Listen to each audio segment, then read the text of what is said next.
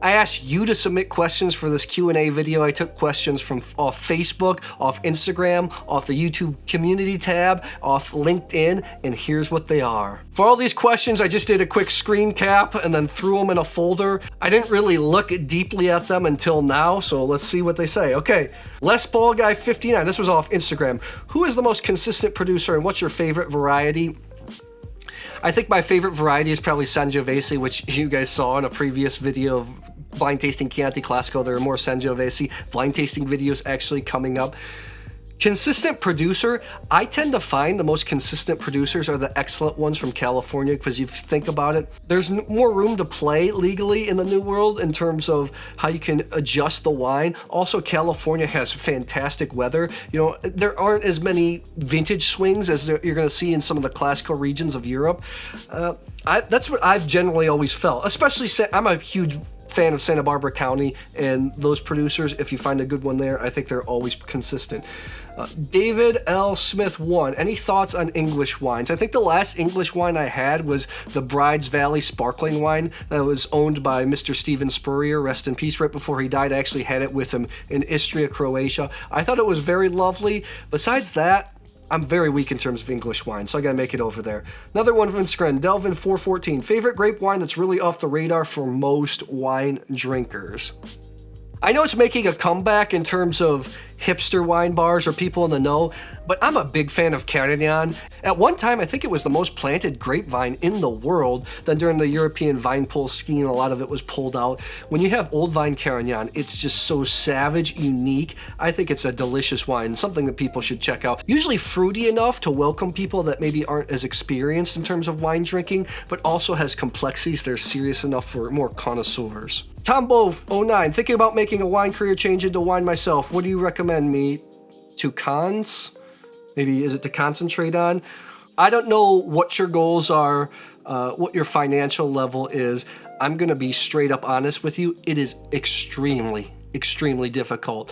Maybe if you wanna do private tastings, or if you want to import, which also takes a lot of money, but it takes relationships as well. If you want to do wine media, it's really, I mean, there are very few wine writers that make a living full-time off doing wine. I know a lot of wine Instagrammers, and a lot of them are independently wealthy or have a spouse that also is making money, so it makes it a little bit easier on them. I know very few people that have really just made it just doing wine media. I would always suggest take on wine more as a hobby, more than a career, because it's not super financially lucrative and it's difficult. Wine is a really archaic business. It's all about relationships and it takes a lot of work. That's just my 2 cents. My buddy Chris Blackman, he's one guy that actually turned me on to wine. When I was backpacking through New Zealand, he used to work at a wine shop, and he was like, hey, Maddie, you want wine? I said, sure. He cooked me up a dinner, and he opened up a Shiraz from Margaret River, and I remember just smelling the glass for a long time.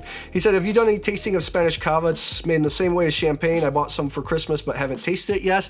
Yes, I did a video, and I released a few months ago about Catalonia, where we visited a few Cava producers. I think Cava can be excellent. You also have now the more famous Cava producers kind of branched off and started their own brand called Corpinat.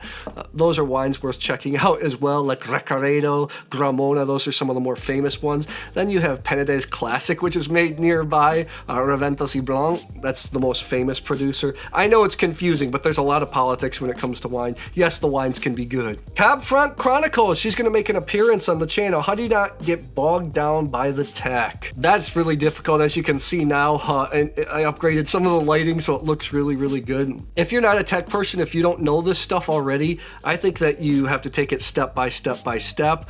I know, Allison, that your videos, you use the iPhone, you have good lighting. That's all you need at the moment. And then as you want the videos to look better and better, if you want videos to compete with humongous YouTube channels, humongous any type of media channels, you know, tech doesn't matter, but it also does. If you want to get past and break through to new levels, you always constantly have to be learning. Stir Fried. Oh, good name. With all your travel, where do you consider to be home? 2022 is the year where I traveled the least, even though I still traveled a lot. It's the year where I actually had kind of a home base. And I have to say, from 2015 to 2022, I really didn't care where home was. From 2015 to 2019, I was traveling with my girlfriend and business partner, and it was almost like wherever she was, wherever we were together, that was home. So when we broke up, that was I kind of lost that sense of being home. That was the first time in my life where I felt torn, didn't really know where I belong. I'm doing this because originally I wanted the freedom to live anywhere on the planet I wanted to. So I don't know where I consider to be home, to be honest. David Weekend, do you have any more travel series to wine regions planned next year? Love the Tuscany series, would love to see more Italian regions. I just released one on the Mosel a couple weeks ago. It's actually not doing as well. I have a couple more, one on Puglia, it's a food video, which is gonna be awesome. It's taking me a long time to do, and one on Etna. I am pitching to a few regions to try to do them. I don't know, I can't guarantee that any more are gonna come out. I want to, but I cannot do these videos for free. I need support to do these. It takes a long time to get these done. Starfried also said, also, will you be doing your own top picks for this year? Did that video, released it last week. You can check it out. Jadaloo After Hours said, I really like dry red wines like Cabernet, but I've never gotten into white wines. Is it worth exploring the other side? Where should I start? I said before, when I first started drinking wine, I thought that red wines were the only serious wines. And as I've gotten more into the wine world, I find myself craving and seeking out white wines more than red wines. If you're a red wine drinker, I would recommend, trying some white Burgundy or some barrel fermented Chardonnay. They're rounder, a little bit lower in acid, easier for red wine drinkers to kind of appreciate. It's good stuff. I think it's worth checking out. And then eventually, when you start drinking white wine, you crave acid more and more and more, and then eventually you go to Riesling. Timeless Race Car 7796, the oldest bottle that you tried. Earlier this year, I did a video on it. Konstantin Baum actually sent me a sample of his 1845 Madeira. This is my 1845 Madeira. It's almost the last bit of it, so you better enjoy it. Which was a Solera wine, so not all the wine inside was from 1845, but the base cuvee was from 1845. It was tremendous. I've tasted also some port that went back to the late 1800s. In terms of dry wines, I think the oldest, if I remember, was somewhere around the 50s. With dry wines, I generally find they don't age as well as people or hype them up to age. The wines that usually age best for me are fortified wines or sweet wines. The sugar, the alcohol acts as a preservative. Countries with the most underrated wines. I've been to 36 countries now, and so far Croatia is some of the best I've ever tried. He obviously knows Croatia is near and dear to my heart. I wrote a book about Croatian wine. I think the wines are stellar, a lot of indigenous varieties. I think Hungary is also a phenomenal place when it comes to wine, and the prices are still pretty darn low. Not as many indigenous varieties, but very good. Portugal for me, is it. The quality, the price in Portugal is just outstanding. This is a great question. Can you speak a bit to the journey of your palate with wine? Do you still have love for the wines that got you into wine? What are the wines that you used to love when starting out, but now you don't gravitate to as much? If you had to pick one white grape and one red grape that you dislike the most, what would they be? Okay, let me answer the last question because I know that for sure. Muscat Altanel, I don't like it as a dry wine at all. Any Muscat for the most part, there's only a handful I like. And Ruque from Piemonte, to me it's just a little bit too perfume, incensey and floral. Those are the grapes that I don't like. Do I still have love for the wines that got you into wine? Yes, Chianti Classico was really my first love when it came to fine wine, and Sangiovese in general, and I still love it to this day. My palate has never wavered. What are the wines that you used to love when starting out, but now you don't gravitate to as much? Orange wines for me is kind of where I started my career, especially in Georgia. It's my wine career, and I went through a period where I was just crazy about orange wines, and then my love for them kind of waned, but now I find that coming back a little bit. So that's one style. Okay, between written content versus video podcast content, what do you think has a wider reach or impact for wine? Well, I can tell you what the wine world thinks. The wine world still thinks it's written because I know the ad rates for Wine Spectator, Wine Enthusiast, they're pretty extraordinary. This year, Wine Spectator and Jensis Robinson started a podcast. That just shows you where the world is going. I think on YouTube, especially long-form videos like this, you build a real special bond with the creator. Therefore, you tend to trust them a little bit more. Nobody has really broken through to huge levels. I mean, Wine King is the biggest wine YouTube channel, and then Konstantin Baum. But still, in the grand scheme of YouTube, they're still relatively small channels. They're not humongous channels.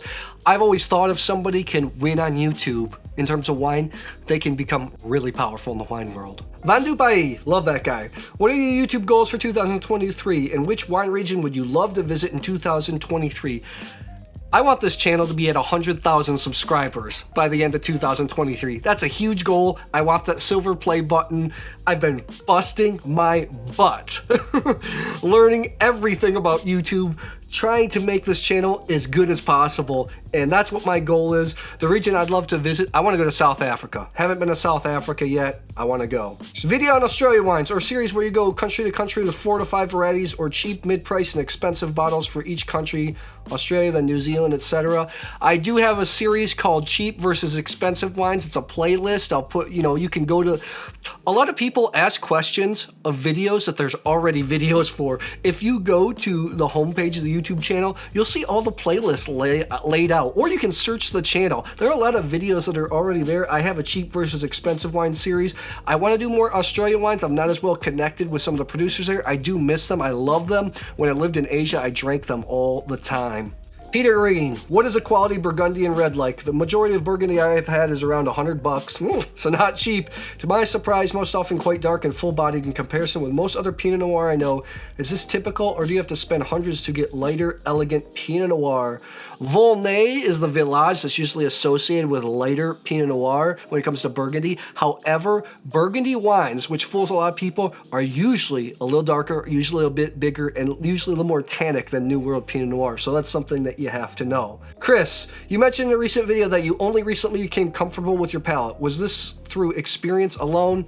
When I first started in this wine career, and I was starting with my girlfriend, my business partner at the time, she's a great chef, and she had a tremendous palate. To me, she was a better taster than a lot of master of wines or professional wine journalists I had tasted with.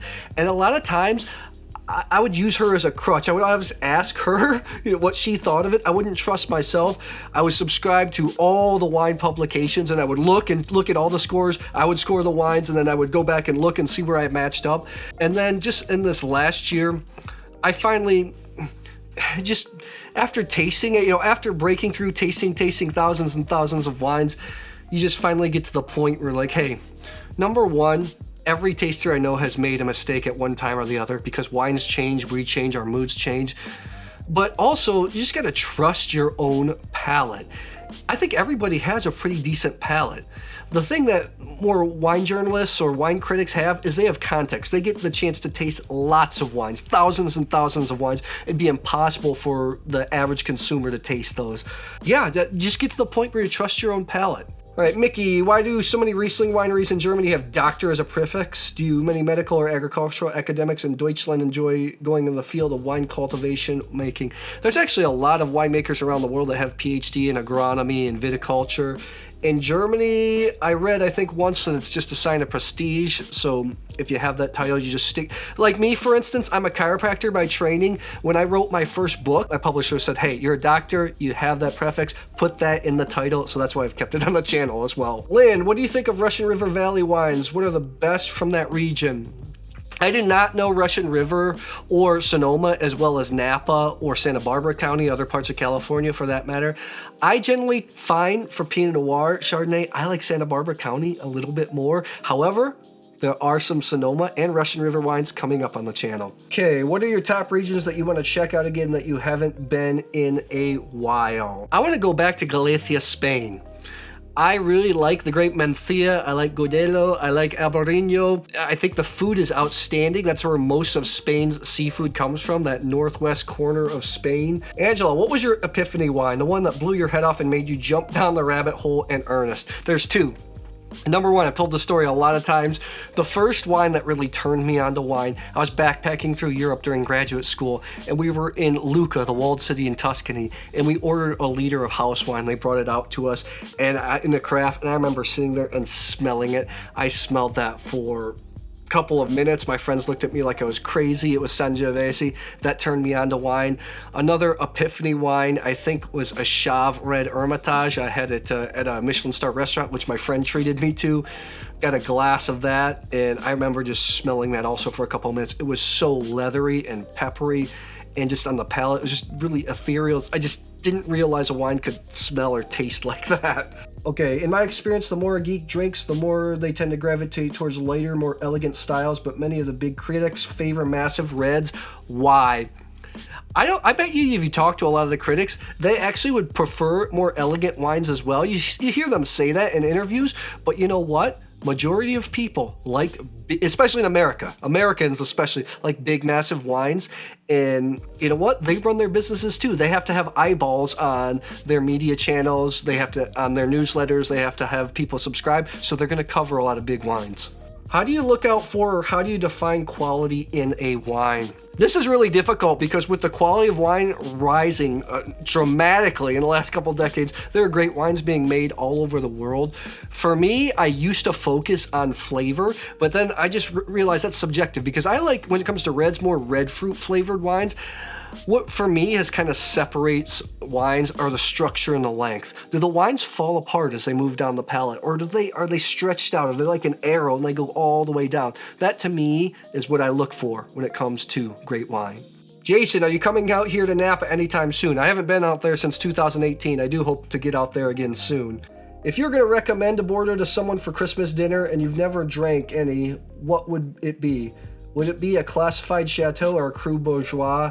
I think I'd go for a cru bourgeois. Don't break the bank. I've said it over and over. I did a video about can you get great Bordeaux under 30 bucks. I'll put that in the link in the description below. I blind tasted 4 wines. I recommend all 4 of those. All of them come in under 30 bucks and a couple of them under 20. Jason, will you make a video blind tasting champagne versus cheaper wines like Cremant de Limoux and Cremant d'Alsace? I already did that video with a champagne producer. A lot of times people ask, and again, you gotta go to the main channel, go to the blind tasting section, go back. We did this blind tasting with a champagne expert and a champagne producer, and my friend Fabian and I, where we did a Cremant de Limoux, we did 2 champagnes, we had Prosecco thrown in there, we also had French Accorta, really interesting tasting. John Bon Jovi, is he trying to be John Bon Jovi? How are you handling health issues of excessive wine tasting and visible weight gain? That is difficult. I've struggled with my weight my whole life. I was an athlete my whole life, a basketball player. I'm only about 5'11" with shoes, maybe 6 feet tall, and I'm not lanky. I'm more squat, and I always wanted to be long, lanky, like guys you see in the NBA, 6'4", 6'5". So that really is kind of always stuck with me. And yes, especially since I've been traveling all the time, I don't get to exercise nearly as often as I want to. I've actually found the most powerful thing is intermittent fasting. I did a couple videos of it on the channel before. During the pandemic, I ballooned up. I got humongous, and then I got disciplined again. I started intermittent fasting, running again. I lost about 35 pounds. I mean, that was huge at the time. That's one thing used to combat it. And then another thing, this has really happened over the last year, is not drinking so much. A lot of people think that, oh, I'm drinking a ton because I'm getting wine sent to me all the time, always on trips. Now I'm to the point where I'm only drinking maybe 3, maybe 4 times a night. There's always going to be great wine around. Can't have a lack mentality. There's going to be wine today. There's going to be wine tomorrow. That's all about discipline. What advice would you give a newbie wanting to get in the wine industry? I covered that before. It's really hard. I would always recommend to people, unless they're already financially independent, just to do wine as a hobby. When I'm on press trips with other wine writers, they usually have spouses that have a second income, or they're independently wealthy, or they're kind of retired, so this is their second project. I know very few people in the wine media space that are just doing wine media full time. You can do events, which you can make money in, or taste like in-person tastings. I think that's a better way to go. For those looking to start doing some initial exploration wine tours, what are some areas that would be a good starting point to visit for wine drinkers who may not be in the industry? Love the channel. Merry Christmas. I would go to countries where you're actually going to sit down with the owner. I think the Rhône in southern France is a common area that people like to go to, is worth checking out. I think there are a lot of small producers in Chianti Classico, or some lesser known countries that are always happy to get visitors. I think the most hospitable wine country in terms of people is maybe Serbia, which I've been, and the wines are of high quality. Croatia is also good, but a lot of times people go to Croatia during the busy months with this July, August. People don't have as much time. Those people are also incredibly hospitable. That's worth checking out. Oh, he's trying to test me. What are the varietals in Amarone? What color is the Pinot Grigio grape? Who is the 5th largest producer of wine in Europe? Wine varietals in Amarone, there are so many. Let's see off the top of my head. I think the main ones are Corvina, Corvinone, Rondinella, Molinara, and then I think Merlot, Cabernet Sangiovese, I think a lot of those are permitted as well, but those 4 I first mentioned are the main ones. The color is the Pinot Grigio grape. Come on, Tom, you think I'm a rookie? It's a red or pink skin grape. Who is the 5th largest producer of wine in Europe? I don't know off the top of my head. I think it's Romania. What does the current collection look like right now? Would you be willing to shoot a video capturing some of it? Thanks for the cool content. I do have a lot of Barolo in the cellar. Because my career started off in Eastern Europe, I have a lot of wines from like Croatia, Serbia, Montenegro, North Macedonia. I have a lot of American wines. Also have a lot of samples because a lot of times producers send 2 bottles of each wine just in case one is corked, so I put those in as well. I don't collect for investment or anything. I collect to drink and to share with people. Why aren't Chilean wines talked about more? They're great and fairly inexpensive. Pinot Noir. I had a great Chilean Pinot Noir, Bodegas Volcanos, a couple of years ago. I think that wine was like $15. I think it's outstanding.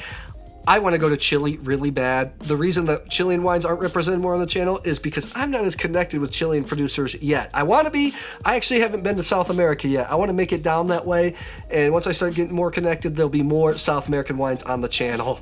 How does your favorite wines or grapes change over time? How would I start a wine collection now with all the knowledge you get all over the years? Before you start collecting just to collect, I would say taste as much as possible, because you can start to build up wines that you think you like, and then over time realize you have a cellar full of wines that you don't actually want to drink. We'll learn over the journey that most wine geeks don't know yet. There's a huge difference between just being a wine consumer and being in the wine media space. I thought it was just all going to be fun and games. When you're drinking, you're having fun, you're learning. However, when you're in the wine media space, it's an archaic business. It can be cutthroat sometimes. The old guard is kind of the gatekeeper, and they don't always want to give way to the new young generation, so that can be incredibly difficult.